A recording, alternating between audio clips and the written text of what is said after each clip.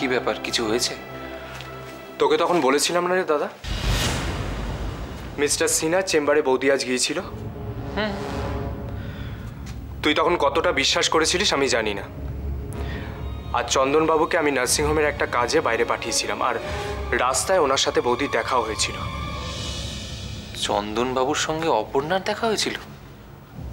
হ্যাঁ, আর আমি যেটা ভেবেছিলাম ঠিক সেটাই হয়েছে। বৌদি এখন আমাদের পরিবারের পুরোপুরি বিরুদ্ধে গিয়ে দাঁড়িয়েছে। বাবার যদি কিছু হয় আমি কি করব?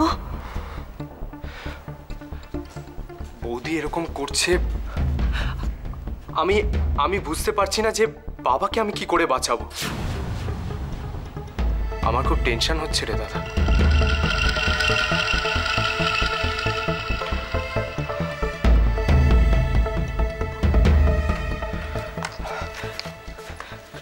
দাদা দাদা আমি এটাই বুঝতে পারছি না যে বৌদি আমাদের উপর ভরসা করতে পারছে না কেন।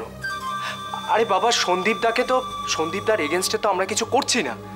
হ্যাঁ মানছি, বাবাকে বাঁচাতে গেলে হয়তো কিছু স্টেপ নিতে হতেই পারে।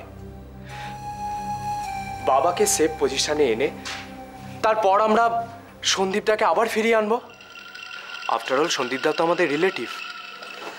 তুই ওকে একটু বোঝা না সৈকত, তুই বোঝালেও ঠিক বুঝবে। ও ময়ূককে কেন শত্রু বলে ভাবছে বল? ছোট দেওয়ার তো ভাইয়ের মতন।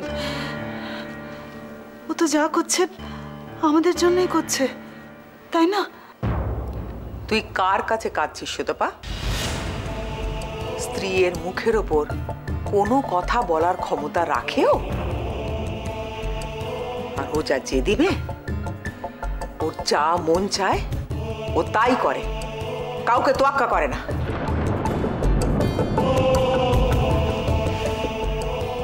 অন্ধ ভালোবাসা যে কতটা ভয়ঙ্কর হতে পারে, যুক্তি বুদ্ধিহীন কাজ যে কতটা ক্ষতি করতে পারে, এটা তোরা সকলে নিশ্চয়ই বুঝতে পেরেছিস।